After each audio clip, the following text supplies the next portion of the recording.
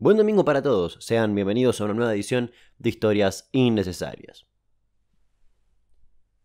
¿Recorte presupuestario o qué pasó con la chimenea? En la edición de hoy vamos a hablar sobre el cuadro más famoso del mundo y el robo que lo catapultó a la fama. Pero eso no es todo, también vamos a ver la historia de un posible argentino que estuvo involucrado en todo esto, como siempre nosotros ahí metiditos o creyendo que estamos metidos. Vamos a conocerla. La Mona Lisa, también conocida como la Gioconda, es un cuadro de Leonardo da Vinci. De más está decir que es el cuadro más famoso del mundo. Está valuado aproximadamente en unos 713 millones de dólares. Mide 77 centímetros de alto y 53 de ancho. Sí, 713 millones de dólares. Y si vas al Museo del Louvre a verla, te vas a encontrar con un panorama muy parecido a este. Se cree que Da Vinci la pintó por encargo entre el 1503 y el 1516. Es un óleo sobre tabla de álamo. Leonardo la tenía en su residencia francesa. La compró el rey Francisco I, no se sabe si antes o después de la muerte de Da Vinci, y desde ese momento quedó en manos del Estado francés. En la Revolución Francesa llegó al Louvre y Napoleón Bonaparte se la llevó unos años al Palacio de las Tullerías, pero luego volvió al museo. Hay muchos enigmas que rodean a la obra. La sonrisa, por ejemplo. Da Vinci la pintó buscando el efecto de que al mirarla directamente la sonrisa desapareciera, pero que vuelva a aparecer cuando se la mira de reojo o a otros puntos del cuadro. No se sabe si sonríe o si está triste. Incluso Freud interpretó a la sonrisa de la Gioconda diciendo que era el recuerdo latente que había en Leonardo de la sonrisa de su madre. Pero bueno, para Freud todo es culiarse a tu propia vieja. Se dice que estaba embarazada, que te sigue con la mirada y no se sabe con certeza quién es la protagonista del cuadro, aunque todo parece indicar que sería Lisa Gherardini, la esposa de Francesco Bartolomeo de Giocondo. Su fama se debe, en parte, a todos estos enigmas y a muchos más, también a las múltiples referencias literarias que la nombran, pero principalmente a un robo. Agosto del 1911. La Gioconda estaba colgada en el Louvre y la verdad es que nadie le daba mucha bola. En ese momento el museo estaba en refacciones. El 21 de agosto el museo estaba cerrado, era lunes. Vincenzo Peruggi había trabajado en la empresa que diseñó el cofre de vidrio que cubría la pintura y después había conseguido un trabajo fijo en el museo. Ese día, Vincenzo entró al museo vestido exactamente igual como los empleados de mantenimiento, esperó a que el salón estuviese vacío y, como si nada, descolgó el cuadro. Se escondió abajo de una escalera y separó la tabla de su marco y salió del museo con la tabla de madera escondida abajo de su ropa. Recordemos que no tiene un gran tamaño. Llegó a su pensión y puso a la Mona Lisa sobre una mesa en la que comía, apoyada contra la pared. Por la noche la cubrió con una tela y la escondió dentro de un baúl. Hasta el momento nadie notaba en absoluto la ausencia del cuadro. Al otro día, el martes 22 de agosto, el pintor Louis Barrault fue al Louvre para copiar a la Mona Lisa, con el permiso que eso conlleva.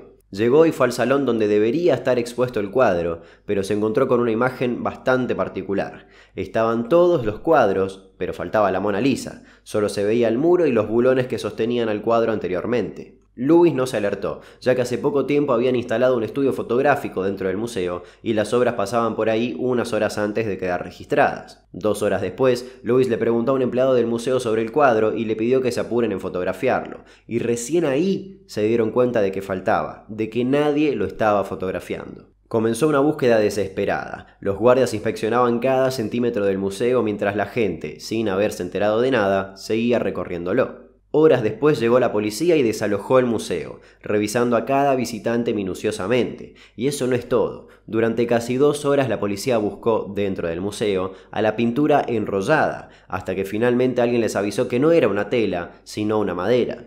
Después de una intensa búsqueda encontraron el marco y el cofre de vidrio abajo de la escalera. Y ahí la búsqueda comenzó a extenderse por todo París hasta llegar a Francia. Durante ese tiempo el museo batió el récord de visitantes. La gente iba, literalmente, a ver el espacio vacío donde debería estar la Mona Lisa. Fue el primer robo contra la propiedad en recibir una atención mediática internacional. Tenía una cobertura casi constante. Incluso la mayoría de las personas ni siquiera había visto a la Mona Lisa antes del robo. En el transcurso de la investigación hasta Pablo Picasso fue sospechoso, ya que tenía antecedentes en la compra de arte robada. La búsqueda no dio ningún resultado hasta recién 2 años y 111 días después.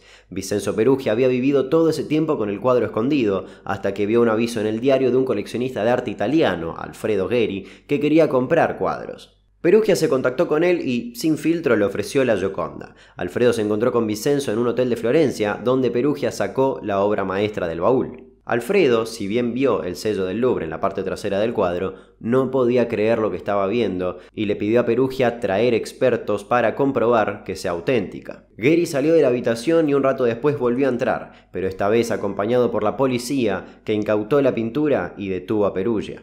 Vicenzo decía que él solo buscaba devolver la pintura a su patria, devolverle a su país un patrimonio cultural, que no la estaba vendiendo, solo que reclamaba una recompensa por su gesto patriótico. Un capo. Y aunque parezca ridículo, su excusa funcionó. Fue condenado a 1 año y 15 días de cárcel, pero le terminaron reduciendo la condena a solo 7 meses y 9 días. Incluso se dice que lo declararon mentalmente deficiente. Se cree que Perugia iba a robar otras pinturas, pero se decidió por la Mona Lisa por su pequeño tamaño, pero no se sabe a ciencia cierta cuáles fueron los motivos exactos. Seguramente venderla, ya que encontraron una lista de compradores de arte en su casa. Al poco tiempo la gente y la prensa se olvidó del tema, ya que había otra cosa que los preocupaba un poquito más.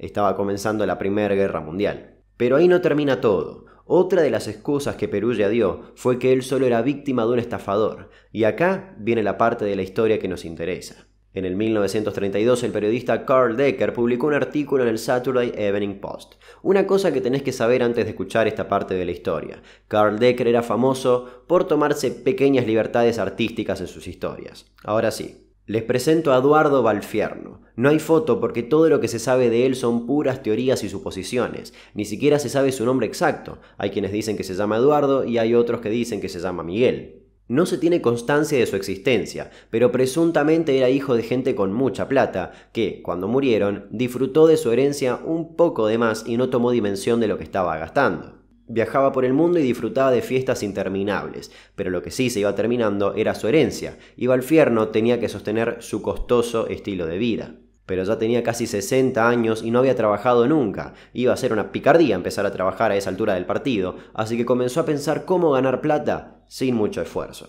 Lo que todos queremos. En una fiesta conoció a Yves Chaudron, que era un falsificador increíble de obras de arte. Al conocerlo, Valfierno se dio cuenta de que tenía una oportunidad perfecta. Con el dinero que tenía contrató a este falsificador y le encargó que haga 6 copias de la Mona Lisa, pero faltaba la otra parte del plan, hacer que la original desaparezca, así las copias tenían valor y podía venderlas como originales a 6 personas distintas. Si bien antes del robo no era un cuadro muy famoso, era apreciado por coleccionistas de arte. Finalmente conoció a Vicenzo Perugia, se fue ganando su confianza y le lavó un poquito la cabeza con falso nacionalismo. Le dijo que Francia había robado la Gioconda a Italia y que había que recuperarlo. Le encargó el robo y ahí sucede todo lo que vimos al principio. Entra con su ropa de trabajo, descuelga el cuadro, se lo lleva bajo la ropa y lo guarda en el baúl. Después de esconder la obra, Perugia no supo nada más de Valfierno. Nunca más se volvió a contactar con él, ya que no lo necesitaba más, ni a él ni al cuadro. Con la Gioconda original desaparecida, Valfierno le vendió las copias falsificadas a distintos coleccionistas.